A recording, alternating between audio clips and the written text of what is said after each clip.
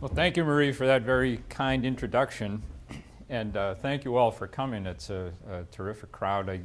I knew it was 10 years ago, I think we did a rededication of the Ladd and Whitney Monument, and there must have been 300 people that showed up for it. And it was, that convinced me that the Civil War is still a very vital topic. And it's one of the things I think that motivated me to become more immersed in it. So what I'm going to talk about today is really the opening month of the Civil War, and how a number of people from Lowell really found themselves right in the middle of very critical events in our nation's history. The story, my involvement in this story kind of starts in this building in the background, Lowell City Hall, a place that, thanks to my dad, Richard Howe Sr., who's kind enough to join us here today, who was elected to the Lowell City Council when I was 7 years old, I spent many days going in and out of that building.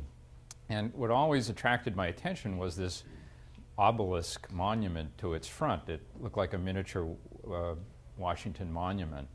And eventually I got over and read the plaques on the side. And it's dedicated to Luther Ladd and Addison Whitney,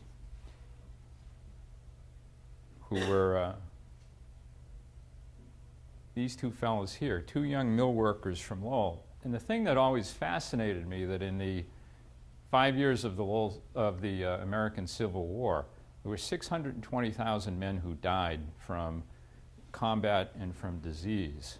And two of the first four to die, to be killed in action, were from Lowell, Massachusetts. So I was always fascinated by why that was so. How did these guys from Lowell get to be at this critical point in the start of the Civil War? So that's what I'm going to talk about today, is how they got there, and then not only what happened to Ladd and Whitney, but what happened to the other 200 men from Lowell who were with them in the next couple of weeks, which were very critical.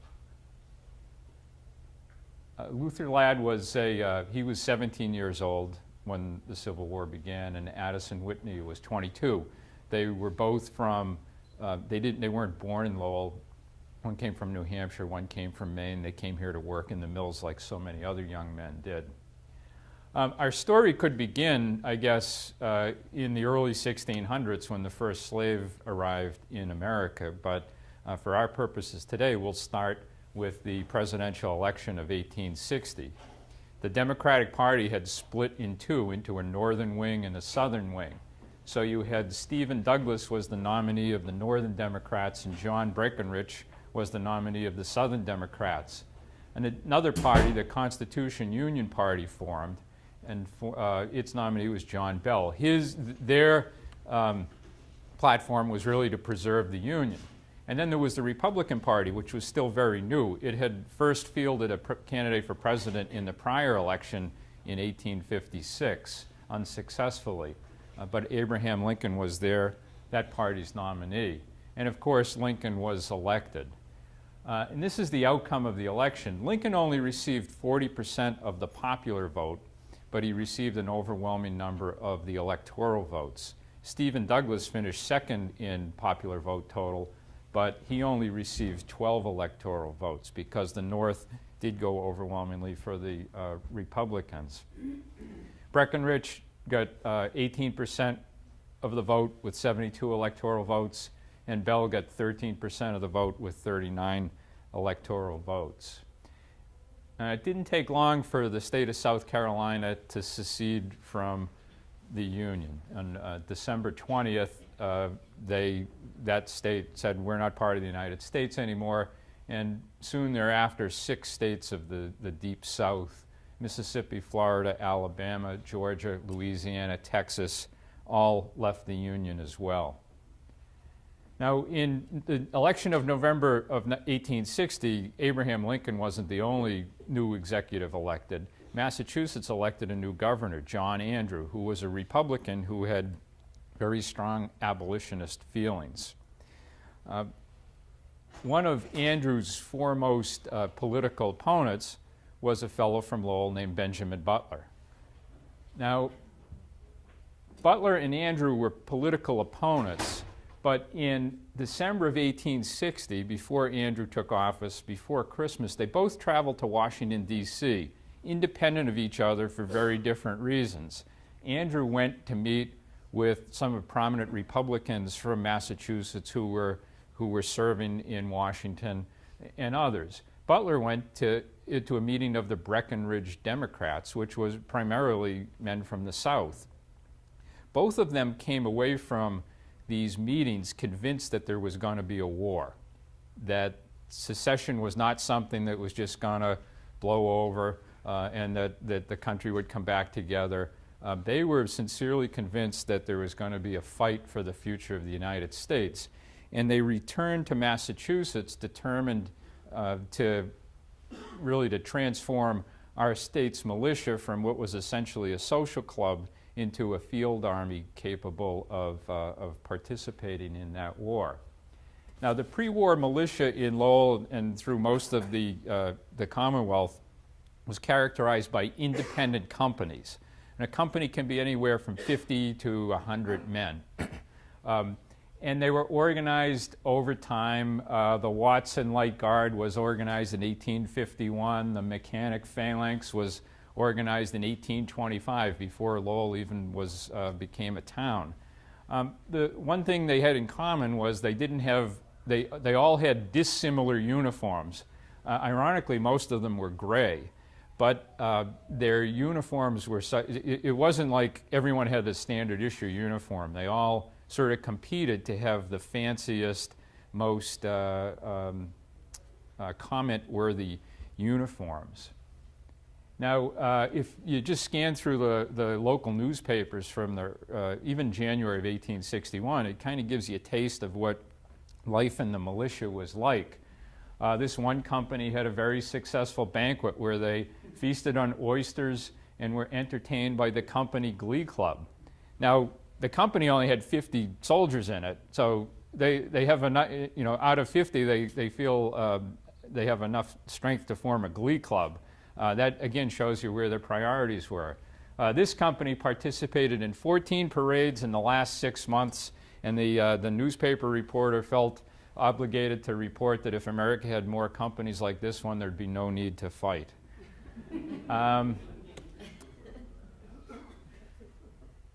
The Davis Guards, which was from Acton, that was one of the companies in the 6th Regiment, gave a levee which was attended by General Butler, Colonel Jones, and others. In January 25th, 1861, the phalanx parties, the Mechanic Phalanx right here in Lowell, they had a series of parties that closed Thursday night, but as the season of dancing is not yet over, the phalanx are meditated for 4 additional parties. So you can see that was the state of mind of the militia. As I said, it was more of a social club. But as I said, Ben Butler and John Andrew were determined to change that, and that started in January, right after Andrew took office, when he issued what was known as General Order Number 4. And that basically said that if, because of work commitments, family commitments, moral commitments, philosophical commitments, you will not be able to mobilize and move out of Massachusetts and go probably to Washington at very short notice in the event a war breaks out. If you can't be ready to do that, you should resign and let somebody else take your place. And as a result of General Order Number 4, which was actually embraced by the officers like Ben Butler, Colonel Jones, the 6th Regiment lost 25% of its strength in January and February, and the unit was refreshed with a lot of younger men like Ladd and Whitney who were, I think the average age of the privates in the 6th Regiment when they went to Baltimore was in their early 20s. It was filled with a lot of young, both mill workers and people in the building trades, but really there were people from every occupation. And what Butler and there's a letter, I didn't make a slide about it, but Governor Andrew sent an inquiry out to the regimental commanders. One went to Colonel Jones and said, "What do you need to get ready?" And the letter from Jones is very, it's informative about the state of the militia, which we got into a few minutes ago.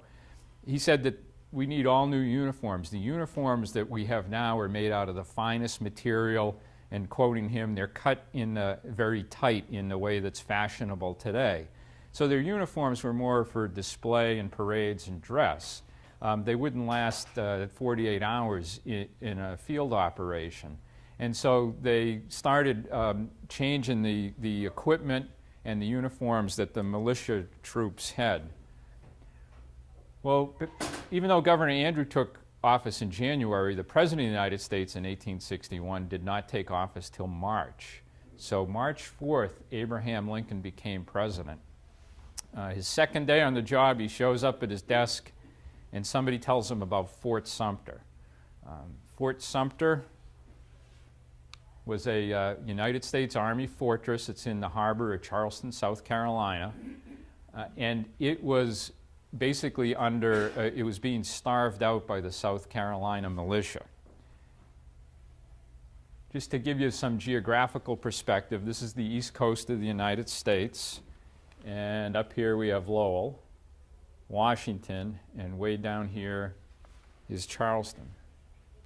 Now this is the harbor at Charleston, and you'll have to bear with me. The Atlantic Ocean is out here, but this smooth green area is water. It's the rough area here, here, and over here that's the land. One of the things I'm going to talk about quite a bit today is the geography, because both from my study of history, my experience in the Army, and other places, I think I found that to understand events, it's really important to understand the geography, because that plays such an important role in it. Well, Charleston is actually a peninsula. It's a peninsula formed by the Ashley River here and the Cooper River here. And this is the entrance from the Atlantic Ocean. On this northern edge, on this shoulder here, is a fort called Fort Moultrie, which actually dated back to the Revolutionary War. That's where it got its name. And it was maintained as an active fort. But this opening of the harbor was such that ships could kind of sneak back past at a longer range of these guns. One of the essential points of gunnery is to get your target in a crossfire, to have guns shooting from both sides intersecting at the target. So it was natural to seek a fortification on the south side of this opening. And there's this little island here, a little rocky island that was uninhabited, that the United States Army chose to build Fort Sumter. And it began in the 1840s, I believe, and it was still under construction in 1860. They had sort of like the big dig management approach would have fit in very well in fortress construction in the 19th century. Now, because Fort Moultrie was on the land and the garrison depended on the locals to provide it with food, that's where all the soldiers were. And there weren't that many soldiers. The commander was a very experienced, older major named Robert Anderson, who he had actually taught for quite a long time at West Point, and many of his students were people who became generals in the Civil War. He was from Kentucky, and there was some concern about his loyalty, because so many of the officers, both in the United States Navy and the United States Army leading up to the Civil War, were from the South, and they had a tendency to undermine the government's position. Anderson was loyal, though, and he was a very good soldier. He only had 85 men under his command. To effectively garrison Fort Moultrie and Fort Sumter at the same time would probably have taken 800 to 1,000. So he had 85 regular troops pre-war. Now, as an interesting historical footnote, his second in command was Captain Abner Doubleday. So at some later time, we'll have a debate about his role in inventing baseball. But he went on to fight at Gettysburg. He was a general in the Union Army, and he had a very prominent military career. But he was also at Fort Sumter. Now, this is a picture of Fort Moultrie taken from the seaside. Moultrie was designed as an artillery platform to fire against ships. It really wasn't designed to protect itself against a land invasion. And it was in a state of disrepair. The wind and the waves had washed sand up so that sand dunes actually came right up to the top of this wall. And the inhabitants that lived around Moultrie would routinely walk up to the walls. So even though Anderson had his entire garrison in Moultrie, he thought it was very much exposed and at great risk. So what he did was on the evening of Christmas night, or it might have been the night after Christmas, he snuck his 85 men from Moultrie out into the harbor to Fort Sumter. He loaded them up in boats in December in the middle of the night, and they quietly rowed across, and they occupied Fort Sumter. The South Carolina routinely had boats patrolling the gap between. Just like George Washington's attack on Trenton, and at Christmas time, Anderson took advantage of the holiday to have the South Carolinians let their guard down, and he was able to sneak across. But one of the problems he had was he only had enough boats to take his men, and he wasn't able to get very much in the way of supplies over to Fort Sumter. So they actually only had about, they had several months worth of crackers and salted meat, and not stuff that was very appetizing, but it would have kept them alive, but they didn't have all that much of that. This is actually a picture of Fort Sumter. It's only 1 story tall now. When it was constructed in 1861, it was actually 3 stories tall. It was all made of brick. It doesn't look all that differently than the wall to your left does. It was bombarded by the Union later in the Civil War, which is what knocked off the first 2 levels. And in World War II, in the inside there's this black concrete gun emplacement that was used for coastal defense in World War II. So other than sitting there on that island, Sumter doesn't look a whole lot like it would have looked in 1861. And this is a picture of one of the gun emplacements. That duplicates what it looks like in 1861, except for the rail it's sitting on. But you can see the brickwork is not all that different than this mill building. All right, here's where Lowell again intervenes in events. So Lincoln takes office on March 4th. He's got a lot of things on his hands. He doesn't have thousands of people in the executive office. But this issue of Fort Sumter is eating away at him because he keeps getting messages from Major Anderson that he's running out of food, that he only has enough food to sustain him until April 15th. April 15th was the critical date. If they didn't get resupplied by that day, he'd have to surrender the fort. And Lincoln didn't want to surrender the fort because that would be an acknowledgement that there was another country involved in this, when Lincoln legalistically, and I think the way he actually thought is, these people are rebels, they're criminals, they've committed treasonous activities, and the last thing I want to do is to be turning over, or without a fight, turning over United States installation and property. But he didn't know what to do. It wasn't like today where you call down to Fort Bragg and get the Delta Force ready and send them out. The military didn't have that kind of capability. Lincoln's entire cabinet advocated just giving up Fort Sumter. We don't want a war. Let's just hand it over, and we'll make our stand somewhere else.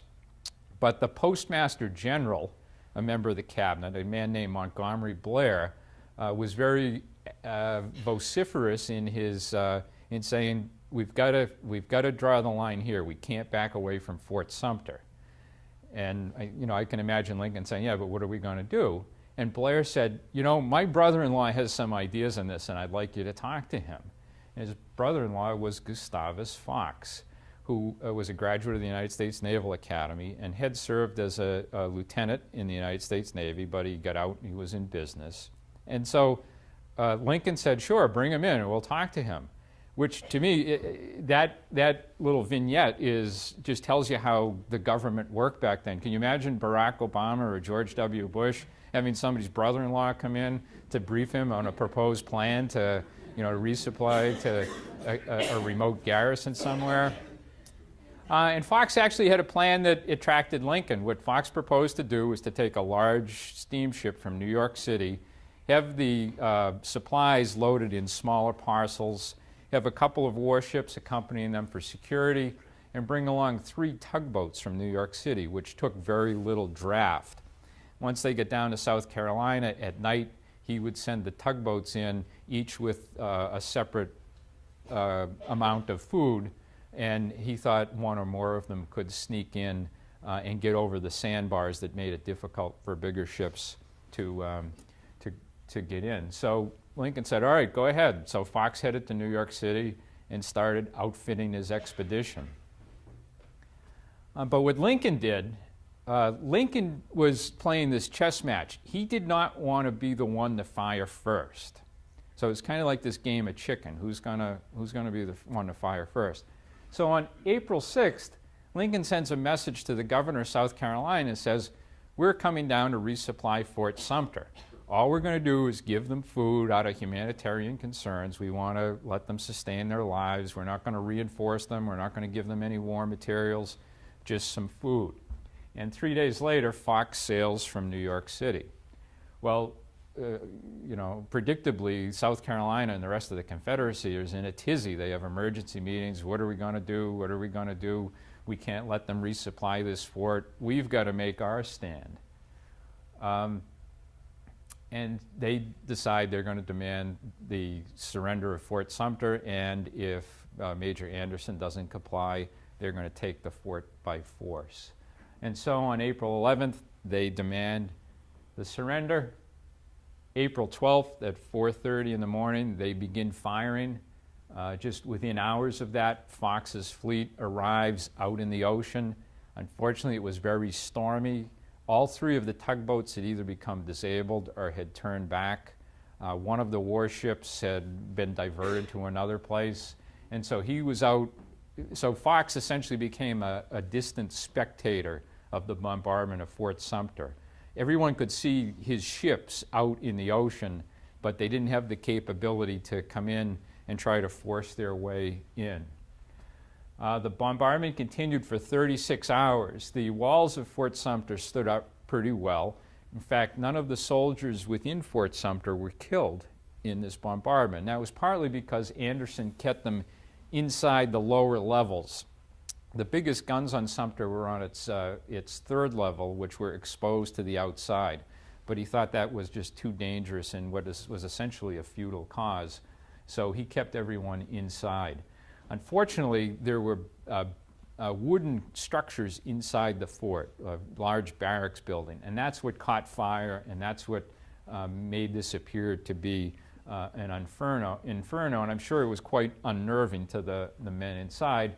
And again, it's reaching that April 15th, we're going to run out of food and have to surrender anyway. So on the evening of Saturday, April 13th, Major Anderson surrenders Fort Sumter. But it was an unconditional surrender. He extracted certain terms. One of them was he could fire a salute to the flag of the United States, that he could take all of his equipment out with him. And the Confederates agreed that the next day he could do that. So on April 14th, they fired their salute.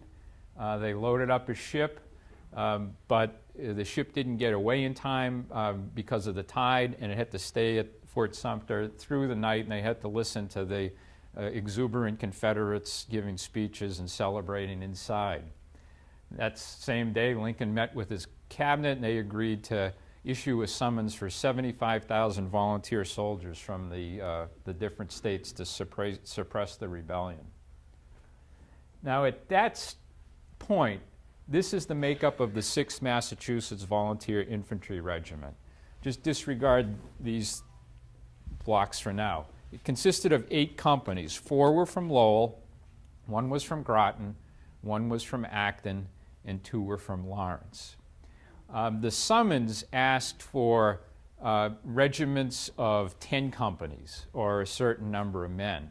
And so in this sort of ad hoc organization going in Boston of the state's militia, the governor of Massachusetts and his military advisors decided to add 3 independent companies, 1 from Worcester, 1 from Boston, and 1 from Stoneham, to the 6th. So it was going to have a total of 11 companies of soldiers. Monday, the garrison of Fort Sumter sails out to, Fox is going to take them back. They're not held prisoner, they're released. Governor Andrews sends a telegram to Colonel Jones. It says, muster your regiment on Boston Common as soon as possible. And in Lowell, all of these militia companies start grabbing their equipment, getting ready to move out. It said that they spent the night at the Armory, which is actually just down the street from here. It was called the Old Market Building, which I knew was the police station, and then it was the gas company, and I think it's a credit union. It's on Market Street, right down near the intersection with Merrimack. So that's where all of these soldiers spent the night of April 15th, 1861, getting ready to move out. On Tuesday, the 4 other companies of the 6, the ones from Acton, Groton, and the 2 from Lawrence, they both arrive in Lowell. They have a big send-off ceremony at Huntington Hall. This is a picture of Huntington Hall. That was at the corner of Dutton and Merrimack Street. If you notice these arches in the building, the next time you're over near Subway and the phone store on Merrimack Street, as you head towards City Hall, there's some brickwork that seeks to duplicate these arches. Now, Huntington Hall's primary purpose was the train station. The first level was a station, and the trains would head out and go up Dutton Street. That's why that locomotive is sitting where it is. That was the site of the main train station. And the upper 2 floors were a public assembly hall. So they have a big ceremony there. The mayor gives a speech, a clergyman gives an invocation, and at 11:45 the train to Boston departs. The regiment gets off, they go through Faneuil Hall, and they spend the night at a place called Boylston Hall, which is at the corner of Boylston and Washington Streets in the Theater District. It's right across from where the Registry of Motor Vehicles building is now on Washington Street.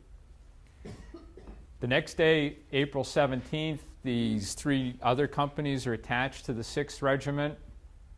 The 6th Regiment and 3 other Massachusetts regiments form on Boston Common in front of the State House. They're giving their regimental flags by the governor. They're given some additional equipment. And at 7 p.m., the 6th Regiment gets on a train and heads west and then south through Hartford, Connecticut, heading for New York City and points south. That same day, Virginia votes to secede from the Union. Virginia was critical. Lincoln had hoped to keep that in the Union, but on the 17th it voted to secede, largely as a response to the call for the $75,000 troops, 75,000 troops, which is very controversial. This is a photograph of the 6th Regiment marching through the streets of Boston. There were 4 Massachusetts regiments that were ready to go. The 3rd, which was from New Bedford, its destination was Fort Monroe. We'll see that on a subsequent map. The 4th, which was based in Quincy, had the same destination.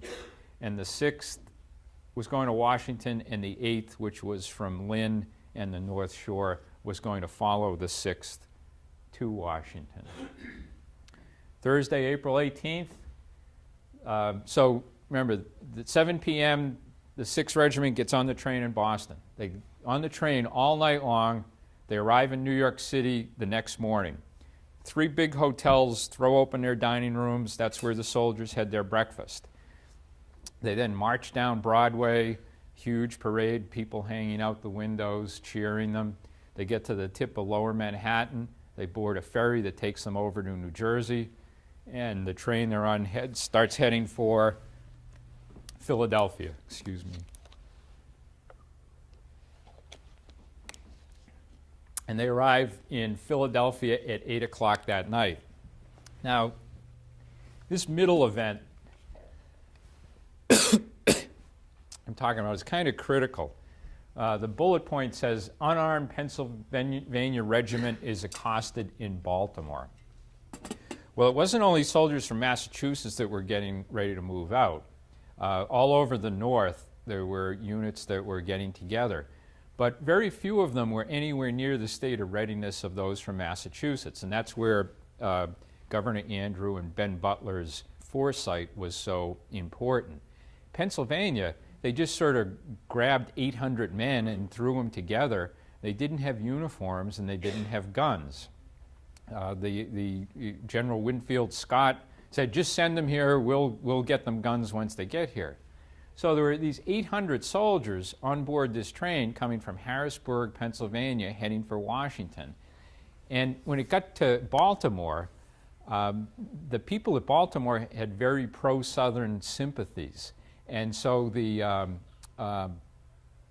they tried to stop those soldiers from passing through.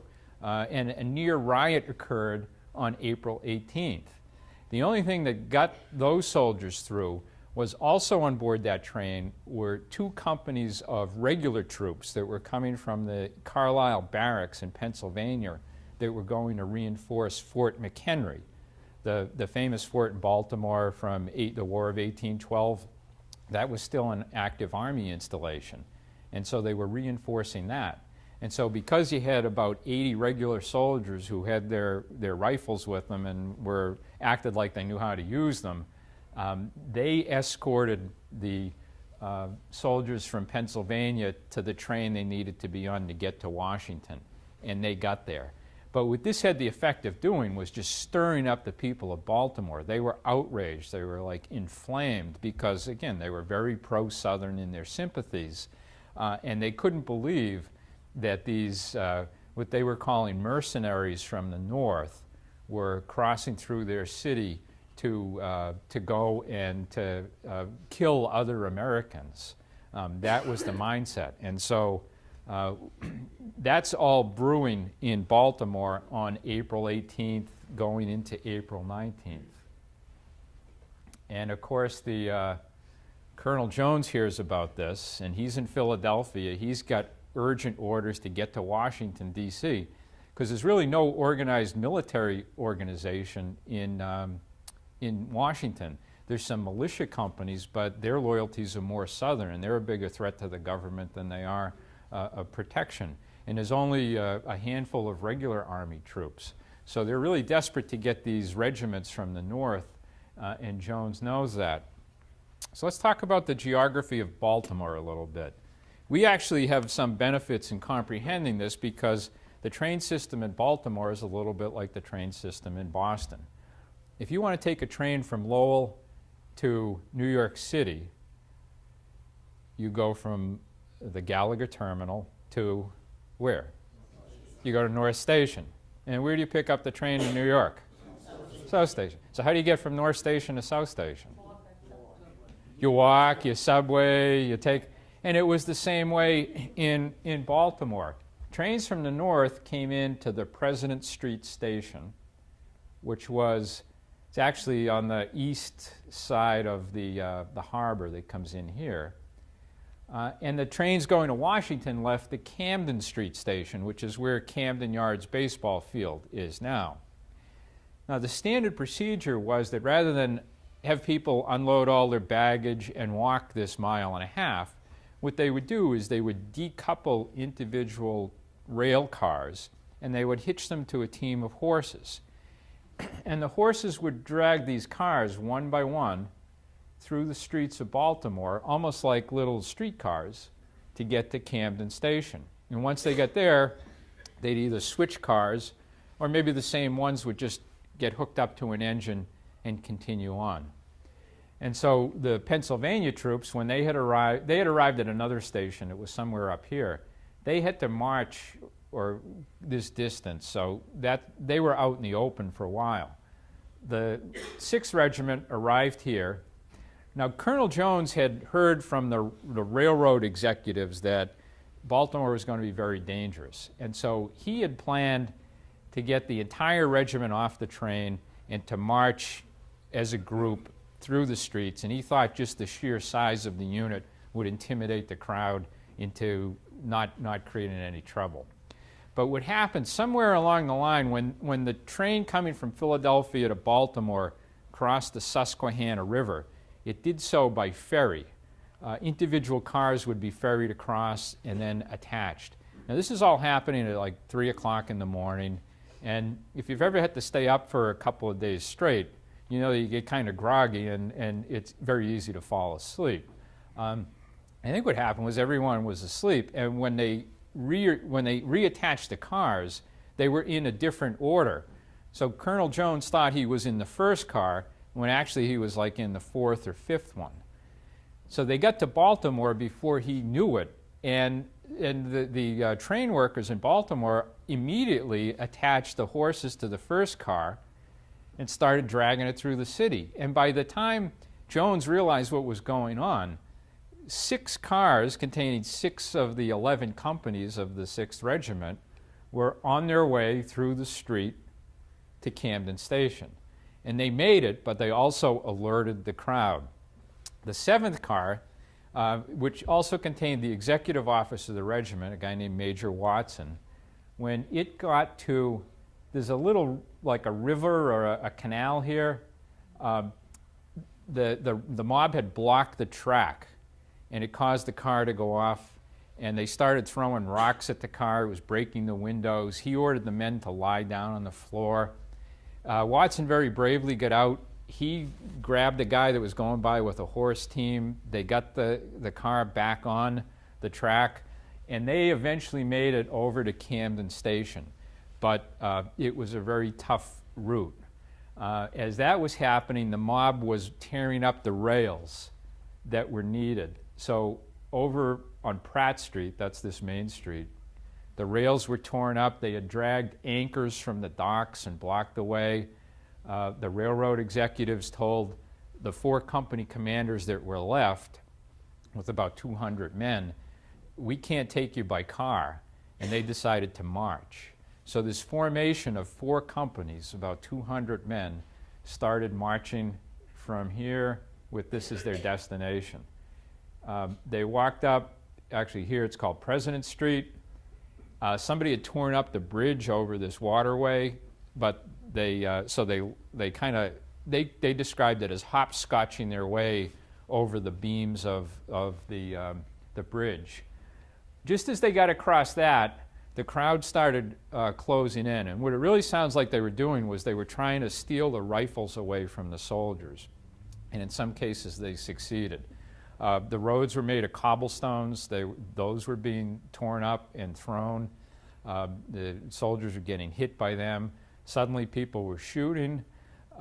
That's where Addison Whitney got shot. He was shot in the chest, I believe, and he died very quickly. Ladd, who was, again, is only 17 years old, what the story that I've read of him is that somebody wrestled away his rifle, they knocked him to the ground, he was very badly beaten, and then they shot him in the leg, and he eventually bled to death, although he lived for several hours more. The crowd didn't think that these guys had any ammunition for their guns, so at that point the captain who was leading the column ordered the men to open fire. And so they started shooting back at the civilians. That caused the crowd to back off a little bit. And the mayor of Baltimore actually showed up and yelled at the crowd. That helped them back off. And the mayor led the procession along here, but a 200-man formation kind of stretches out. So what happened is they were walking along, the mob started attacking the back of the crowd again. Eventually some police officers, about 50 of them who were at Camden Station, came and got between the mob and the soldiers, and they were able to continue on. Sumner Needham, the private or corporal from Lawrence who was killed, I believe was shot over in this vicinity. Now in all there were like 32 men who were injured or shot of the 6. There were only 4 that died. I mentioned Ladd, Whitney, Needham, and the 4th one was this guy named Charles Taylor that nobody really knows too much about. He apparently signed up for the regiment the day they were leaving. He didn't even have a uniform. When he fell, they thought he was one of the civilians. He was left behind, and there's a great mystery about whether his body's ever been found.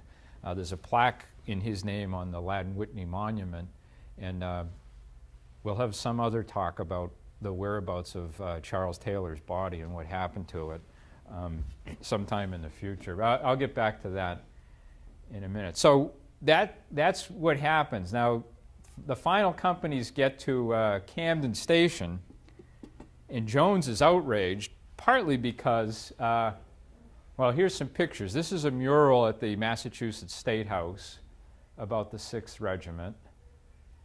Here's another picture and another one.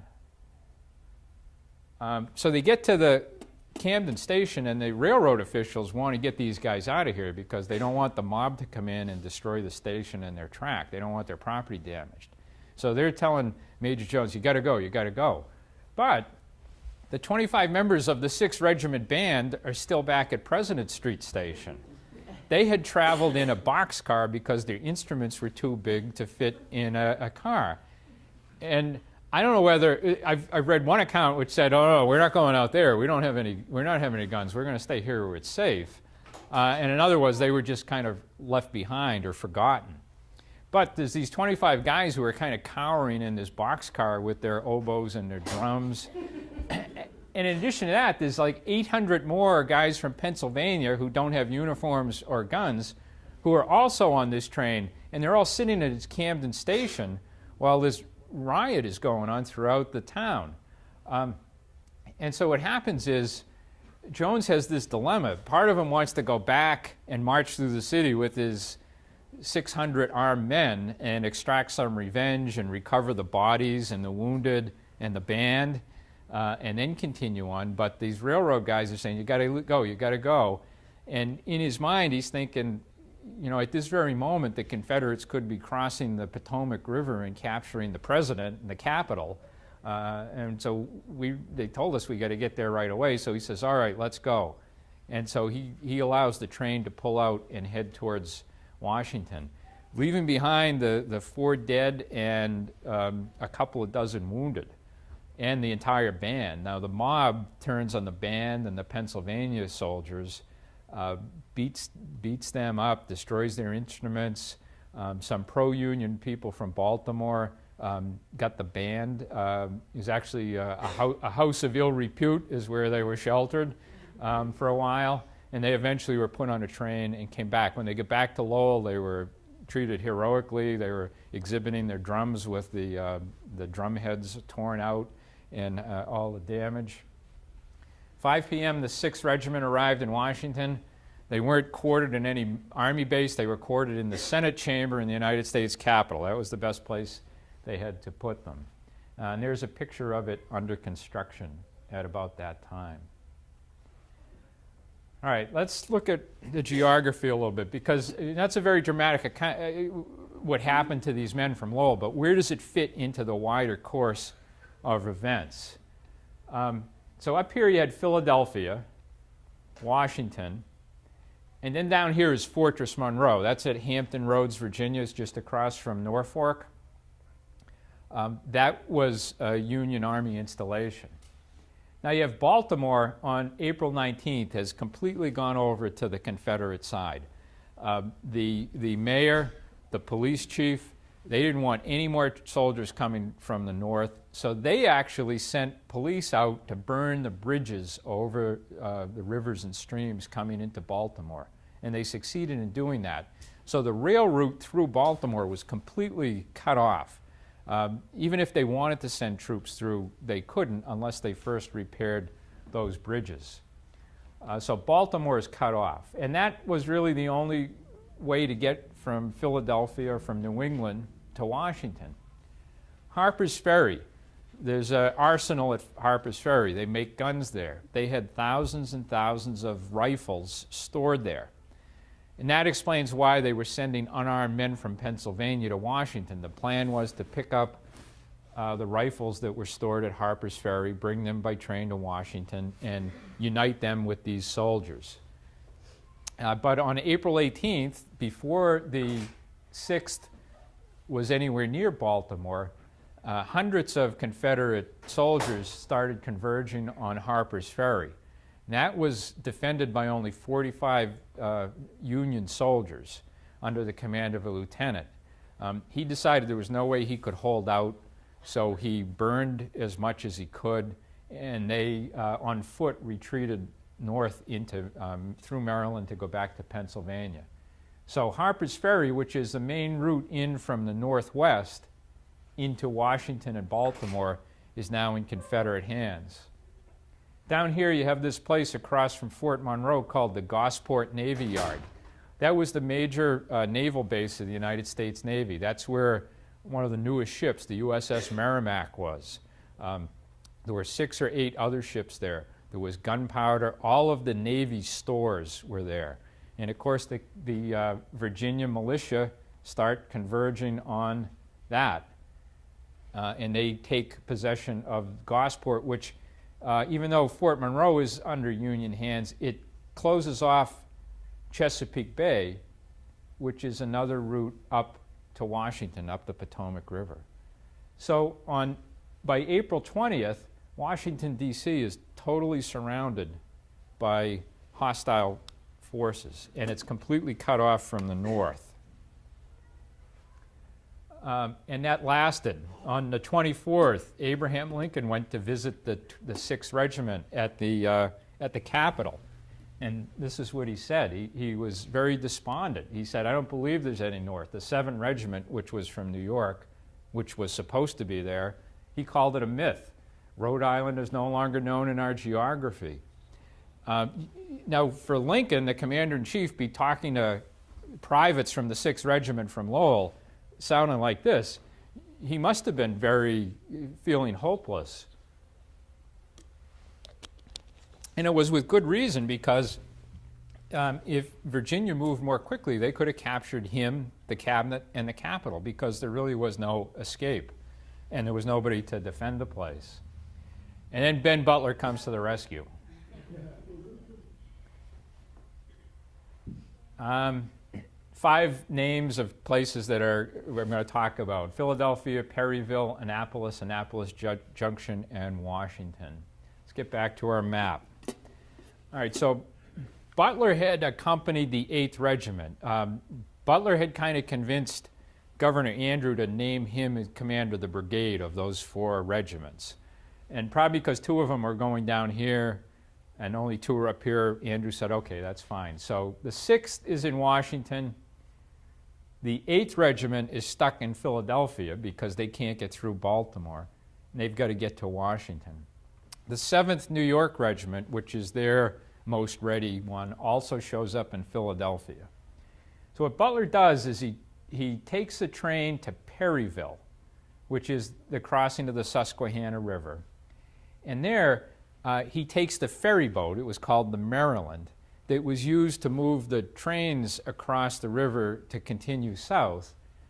And he either charters it or hijacks it or some combination of the two. And they sail down, bypassing Baltimore, to Annapolis, which is the capital of Maryland. Annapolis is also filled with pro-Southern people. In the naval academies there, a lot of the naval officers were pro-Southern. And here comes Ben Butler and the 8th Regiment steaming into Annapolis Harbor on this ferry boat. And what's tied up at the dock at the Naval Academy? The USS Constitution, Old Ironsides. It was being used as a training ship for the Naval Academy. Butler goes on board the Constitution. There's this old captain and about 10 men there. They have all the cannons loaded, ready to fire. And the captain tells him the Southerners from the Academy are going to, any minute now, they're going to come and seize this ship. So Butler reinforces the ship. He goes ashore, starts taking charge. Unfortunately, his ferry boat ran aground before he could get his men onto the shore. And so they're stuck out in the harbor. And I think he was kind of bluffing his way through. But fortunately for him, the 7th New York Regiment followed his lead and showed up the next morning on a ship. And they were able to get these 2 regiments ashore at Annapolis. Once there, they kind of took control.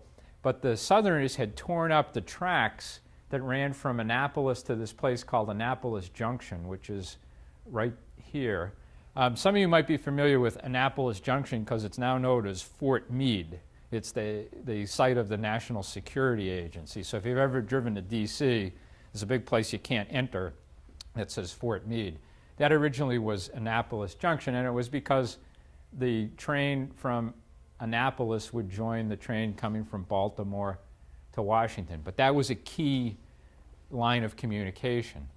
But all the rails had been torn up, and they had taken all of the locomotives and moved them out towards Harper's Ferry. So in the industrial Ben Butler and his men, they find this old broken down locomotive in a shed. And he tells the civilians, I want you to get this working. And they, you know, I don't know anything about it. I don't know anything about it. So he starts querying his men. And it turns out that the locomotive had been built in Lynn, Massachusetts.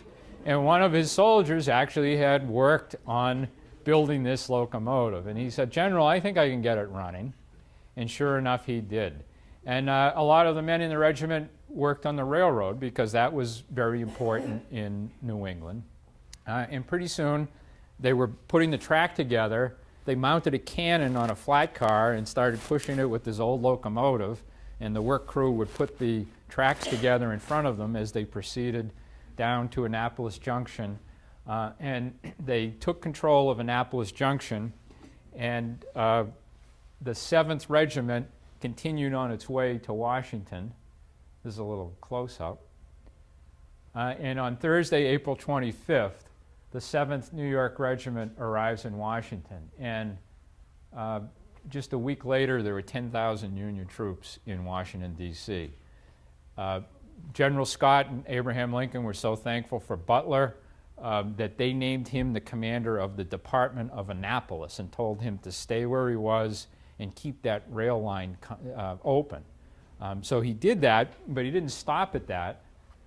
What he did was he had his eyes on Baltimore and kind of taking revenge for what happened to the 6th. So on May 5th at 2 o'clock in the morning, he had the 6th Massachusetts advance by train to this place called Relay House, which is another train junction that was 9 miles south of Baltimore, another critical rail junction. And so they show up at the middle of the night. They dismount from the train, they filter off into the hills, and they take control of this place. And then on May 13th, in a driving rainstorm and thunderstorm at nighttime, Butler leads the 6th Massachusetts back into Baltimore and takes control of Federal Hill, which is like the key piece of high ground in the city of Baltimore. So the people of Baltimore, who were all closed up for the night because of the impending thunderstorm. If you've ever been in Maryland when there's a thunderstorm, you know why they'd be shut up at night. All of a sudden they wake up and there's 600 troops from Massachusetts on the high ground with a couple of cannons, and then they start rounding up pro-Southern leaders and locking them up in Fort McHenry. And on May 13th, less than exactly a month after the firing on Fort Sumter, Butler had succeeded in reopening the route from New England and the Atlantic seaboard through Baltimore to Washington. And back in Lowell, on May 6th, the bodies of Luther Ladd and Addison Whitney arrive. There's a huge procession. They're brought to Huntington Hall, where there's a memorial service for them. In 1865, this monument is erected in their honor that's right over in front of City Hall.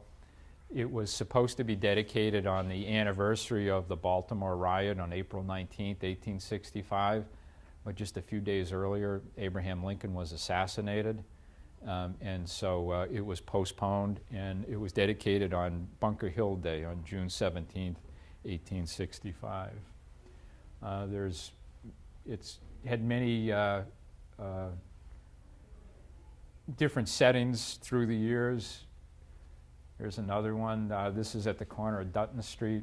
That's Merrimack Street. Remember, City Hall wasn't built till 1898, so that doesn't show up in the background for a while.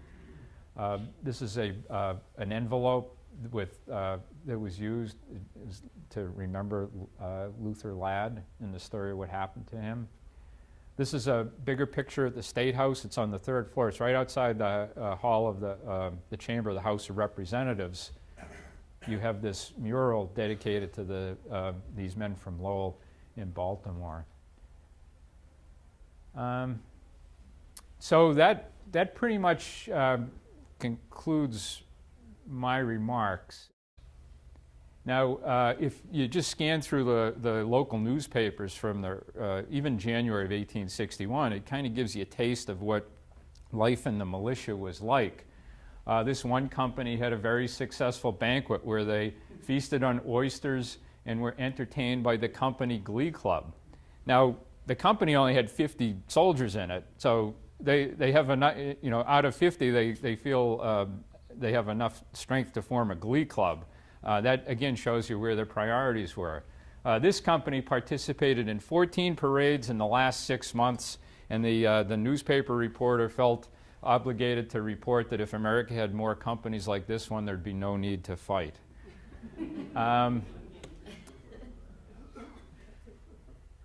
The Davis Guards, which was from Acton, that was one of the companies in the 6th Regiment, gave a levee which was attended by General Butler, Colonel Jones, and others. In January 25th, 1861, the phalanx parties, the mechanic phalanx right here in Lowell, they had a series of parties that closed Thursday night, but as the season of dancing is not yet over, the phalanx are meditated for 4 additional parties. So you can see that was the state of mind of the militia. As I said, it was more of a social club. But as I said, Ben Butler and John Andrew were determined to change that, and that started in January, right after Andrew took office, when he issued what was known as General Order Number 4. And that basically said that if, because of work commitments, family commitments, moral commitments, philosophical commitments, you will not say to me that in the 5 years of the American Civil War, there were 620,000 men who died from combat and from disease. And two of the first 4 to die, to be killed in action, were from Lowell, Massachusetts. So I was always fascinated by why that was so. How did these guys from Lowell get to be at this critical point in the start of the Civil War? So that's what I'm going to talk about today, is how they got there, and then not only what happened to Ladd and Whitney, but what happened to the other 200 men from Lowell who were with them in the next couple of weeks, which were very critical. Luther Ladd was he was 17 years old when the Civil War began, and Addison Whitney was 22. They were both from, they weren't born in Lowell. One came from New Hampshire, one came from Maine. They came here to work in the mills like so many other young men did. Our story could begin, I guess, in the early 1600s when the first slave arrived in America, but for our purposes today, we'll start with the presidential election of 1860. The Democratic Party had split in two, into a northern wing and a southern wing. So you had Stephen Douglas was the nominee of the Northern Democrats, and John Breckinridge was the nominee of the Southern Democrats. And another party, the Constitution Union Party, formed, and its nominee was John Bell. Their platform was really to preserve the Union. And then there was the Republican Party, which was still very new. Traveled to Washington, D.C., independent of each other for very different reasons. Andrew went to meet with some of prominent Republicans from Massachusetts who were serving in Washington, and others. Butler went to a meeting of the Breckinridge Democrats, which was primarily men from the South. Both of them came away from these meetings convinced that there was going to be a war, that secession was not something that was just going to blow over and that the country would come back together. They were sincerely convinced that there was going to be a fight for the future of the United States. And they returned to Massachusetts determined to transform our state's militia from what was essentially a social club into a field army capable of participating in that war. Now, the pre-war militia in Lowell and through most of the Commonwealth was characterized by independent companies. And a company can be anywhere from 50 to 100 men. And they were organized over time. The Watson Light Guard was organized in 1851. The Mechanic Phalanx was organized in 1825, before Lowell even became a town. The one thing they had in common was they all had dissimilar uniforms. Ironically, most of them were gray, but their uniforms were it wasn't like everyone had the standard issue uniform. They all sort of competed to have the fanciest, most comment-worthy uniforms. It had first fielded a candidate for president in the prior election in 1856, unsuccessfully, but Abraham Lincoln was that party's nominee. And of course, Lincoln was elected. And this is the outcome of the election. Lincoln only received 40% of the popular vote, but he received an overwhelming number of the electoral votes. Stephen Douglas finished second in popular vote total, but he only received 12 electoral votes because the North did go overwhelmingly for the Republicans. Breckinridge got 18% of the vote with 72 electoral votes, and Bell got 13% of the vote with 39 electoral votes. It didn't take long for the state of South Carolina to secede from the Union. On December 20th, that state said, we're not part of the United States anymore, and soon thereafter, 6 states of the Deep South, Mississippi, Florida, Alabama, Georgia, Louisiana, Texas, all left the Union as well. Now, in the election of November of 1860, Abraham Lincoln wasn't the only new executive elected. Massachusetts elected a new governor, John Andrew, who was a Republican who had very strong abolitionist feelings. One of Andrew's foremost political opponents was a fellow from Lowell named Benjamin Butler. Now, Butler and Andrew were political opponents, but in December of 1860, before Andrew took office, before Christmas, they both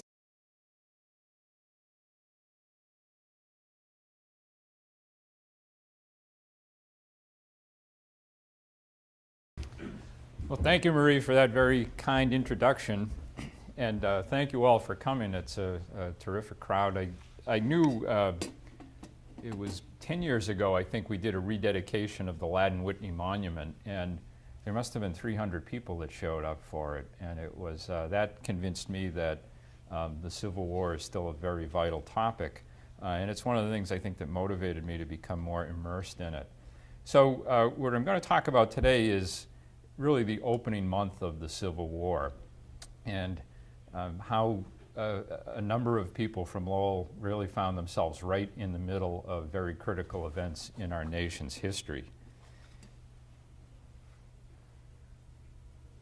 The story, my involvement in this story kind of starts in this building in the background, Lowell City Hall, a place that, thanks to my dad, Richard Howe Sr., who's kind enough to join us here today, who was elected to the Lowell City Council when I was 7 years old, I spent many days going in and out of that building. And what always attracted my attention was this obelisk monument to its front. It looked like a miniature Washington monument. And eventually I got over and read the plaques on the side. And it's dedicated to Luther Ladd and Addison Whitney,